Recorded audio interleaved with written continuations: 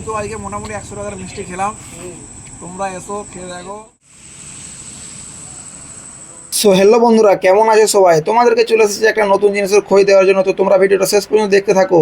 তার আগে আমি তোমাদেরকে লোকেশনটা জানিয়ে দিই, যেটা আমাদের মেন রোড হাইওয়ে, তার হাইওয়ের পাশেই খুলে গেল একটা নতুন মিষ্টির দোকান।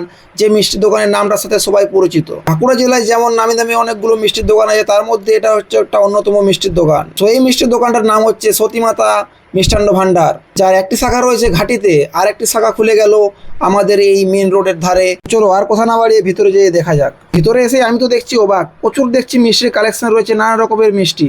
এই মিষ্টিগুলো আমি কিন্তু কোনোদিন হয়তো চোখেই দেখিনি। তো সেই মিষ্টিগুলো কালেকশন আমি কিন্তু দেখতে পেয়ে গেলাম এই আদি সতীমাতা মিষ্টান্ন ভান্ডারে। এখানে পেয়ে যাবে নানান ধরনের নানান ডিজাইনের মিষ্টি। তো দোকানের ডেকোরেশনটা খালি একবার তোমরা দেখে নাও, চোখে খালি একবার। মিষ্টি কালেকশন তো আছেই, দোকানের ডেকোরেশনটা খালি একবার তোমরা দেখে নাও। খুব সুন্দর দোকানটা সাজিয়েছে।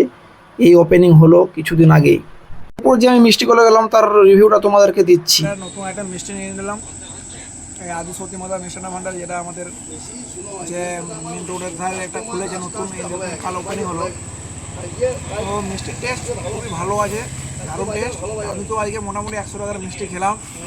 তোমরা এসো খেয়ে দেখো।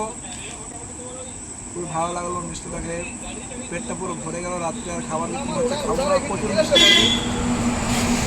আর আমি মিষ্টি খেতে এমনিতেই ভালোবাসি, তার জন্য এটা নতুন আইটেমটা পুরো এক টেস্ট করে। দাম বেশি নয়, মাত্র দামটা জানার জন্য কমেন্ট করো, তাহলে বলবো দামটা। চলো বাই বাই।